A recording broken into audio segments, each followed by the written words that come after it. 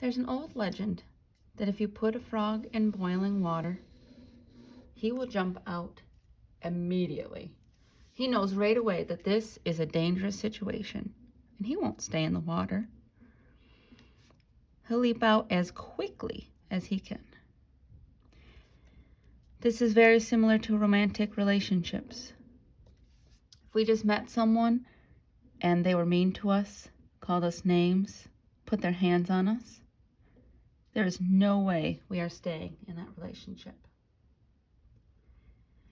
Typically, in abusive relationships, it starts out slow, just like the frog. So if we put a frog in room temperature water, he's okay with it. He'll sit back, relax a little bit, maybe put his hands up. He's feeling okay. And if we start to heat it up, the water, slowly, he might not even notice the difference in temperature. In relationships, the water heats up when little arguments start. And maybe arguments are happening more frequently. And then maybe names are starting to be called where they weren't before. And then typically the abuser apologizes and they make up and they have what's called a honeymoon, where everything's great, things have been better, everyone's sweet on each other, and things are okay. Until the next argument. And maybe in this argument, instead of just calling mean names, this time the abuser takes the other one's hand and squeezes it tight in a painful way and saying, "You make me so mad." Typically the abuser blames the other. "Oh, you make me mad. I wouldn't have done it if you didn't do this." And after the argument, the abuser says, "Oh my God, I'm so sorry. I've never done that before. I will never do it again. I'll never put my hands on you again." And they don't for a while.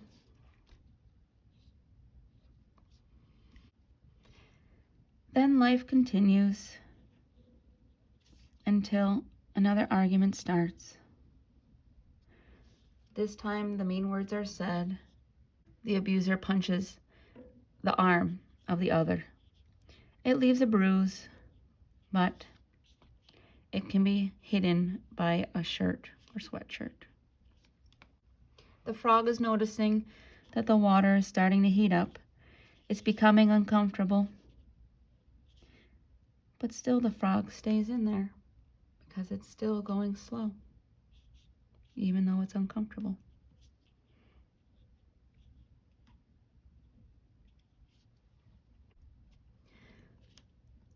So why do people stay in situations like this when they know it's not good for them?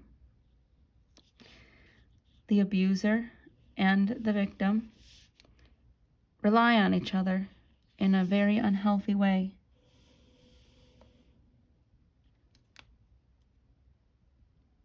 The victim has taken the other's self-esteem and crushed it, and it's low, and they don't feel good about themselves.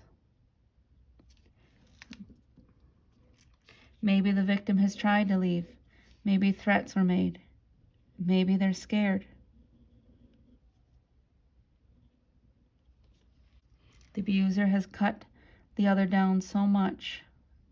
They think they're worthless. They think they can't do life without their abuser. The victim feels like it's their fault. They have been brainwashed so much that they think they're part of the problem, that it is their fault that they're getting hit. Oh, if they weren't so stupid, if they didn't forget that thing, then they would have not been hurt. In abusive relationships, they tend just to get worse. The abuser promises up and down, they're never going to hurt you again. But in reality, they always do. It continues and continues until something really bad happens. The problem with abusive relationships is it doesn't stop. The abuse keeps going.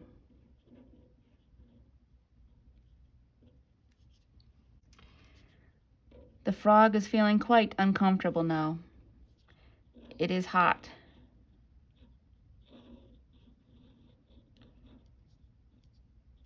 The water's boiling.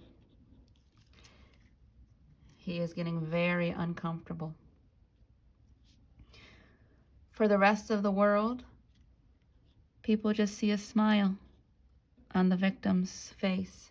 They hide it. They make excuses for their abuser. They tell themselves it's okay. Nothing's wrong. To the outside world, no one sees. But they see. They know.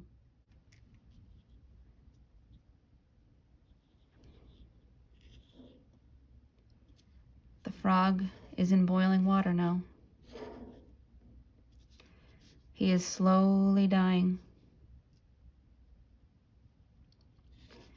And the victims of abusive relationships, they're dying inside too. Sometimes they show more than others, but they are dying inside. A slow, painful